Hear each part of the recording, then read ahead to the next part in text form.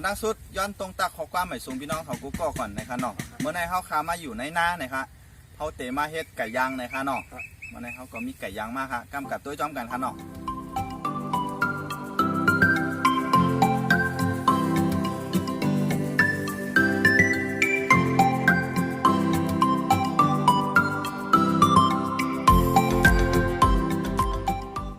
ค่าเตจุบให้ไว้ก่อนนะคะเนาะกำใจหมองตึกเอาไก่กับหางแฮนไว้อยู่นะคะกำเขาเตมาไก่ย่างกำลังนะเดี๋ยวค่ะเดี๋ยวจุบให้กบให้ไปใจหมองกันนะคะ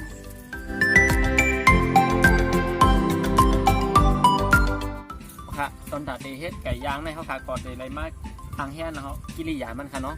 เดี๋ยวนี้มันช่วงหนังผักหมี่ขาวค่ะเนาะหมักพริกผักชีข้าวหอมนะคะเนาะแล้วก็ถึงมีเกลือนะคะเนาะเกลือแล้วก็มีน้ำปลาพองค่ะเนาะอันนี้ก็เข้ากาเตเฮ็ดหมี่กี้มันค่ะเนาะ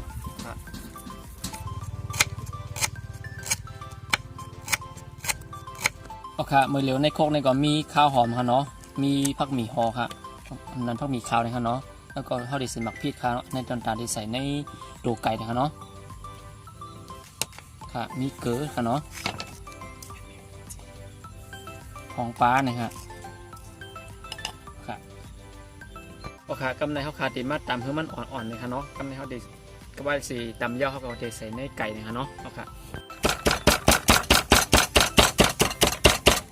เคกำในไก่เขาก็หางแฮนมายาวหน่อยค่ะเนาะไฟเขาเนี่ยก็ฐานมันก็เลียงเลี้ยวหน่อยค่ะกำในใจหมองก็ติดตามอ่อนเนาะค่ะเนาะกำพอเขา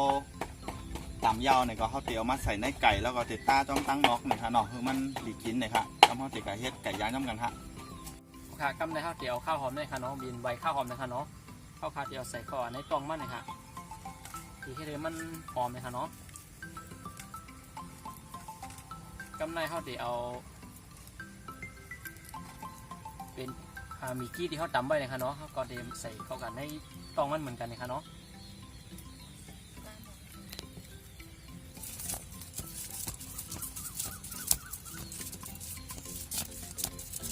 ออกขากำในก็เขาก่อนติดตาตัวมันจอดค่ะเนาะมันมีกี้มันตีอะไรเขาเนื้อเขาหนังมันเลยค่ะเนาะ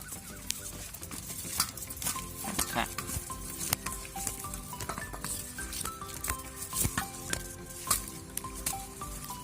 ออกขาไก่เขาก็เอามาเสียบกับไม้เยาตัวลิงง่ายมาค่ะเนาะกำในเขาขาเอาตีเอาไก่ย่างเลยค่ะเนาะ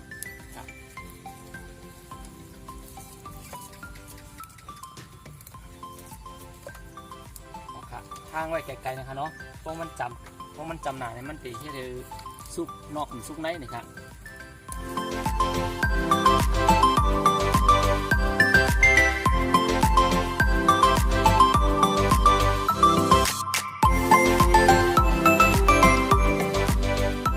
โอเคโจเขาคาเปอร์ไก่มันซุกนี่ค่ะเนาะมันเดี๋ยวไปใจหนุ่มก่อนตึกเฮ็ดน้ำพริกก่อนตัดดิกับไก่นี่ค่ะเนาะโอเคตัวอย่างนี่ค่ะเนาะ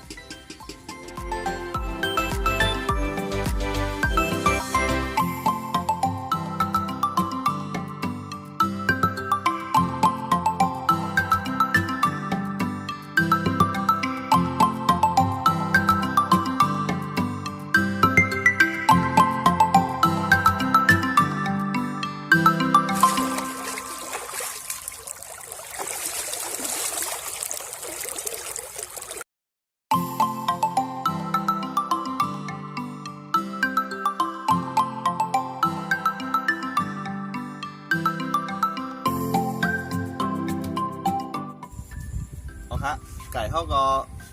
สู้เก่าในค่ะเนาะกำในเขาก็เต็มมากินข้าวจ้ำกันในค่ะเนาะเขาก็เต็มมีไก่เต็มมีข้าวเหนียวค่ะแล้วก็เต็มมีน้ำพริกกั๊มในค่ะเนาะค่ะกำเขามากินข้าวค่ำจ้ำกันค่ะโอเคมาเหลือก็ไก่ซุกเดียวนะคะเนาะมากินข้าวค่ำจ้ำกันค่ะความปีแซ่ค่ะ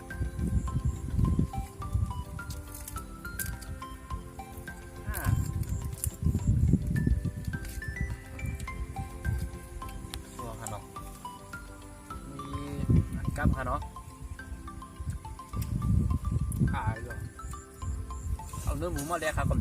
ย่างขนาดนั้น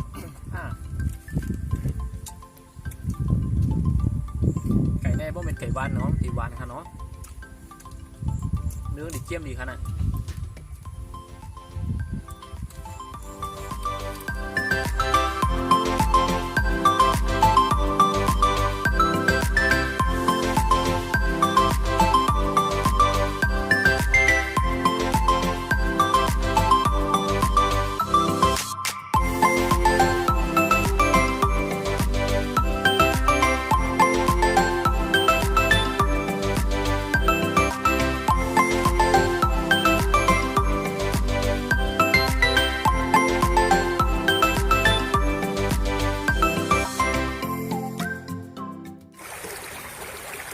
ก่ย่างเขาก็เย่าตัวลีง่ามเอาในค่ะเนาะ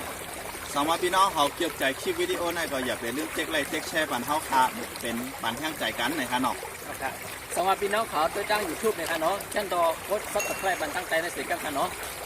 ค่ะวันมื้อหน้าสำหรับพี่น้องเขาถ้าหานักข่าวเฮ็ดพักสังไหนนั่นเช่นตัวปันทหารถึงอะไรนะคะเนาะอันว่าตั้ง YouTube อันนั้นตั้งเพจเฮาค่ะใจโมเดล Channel นะคะเนาะปันทหารที่เขามาเลยค่ะเนาะค่ะ ตั้งแต่วันมาได้เฮาค่ะจะย้อนกลับก่อนในค่ะเนาะขอค่ะยินดีขอบใจค่ะ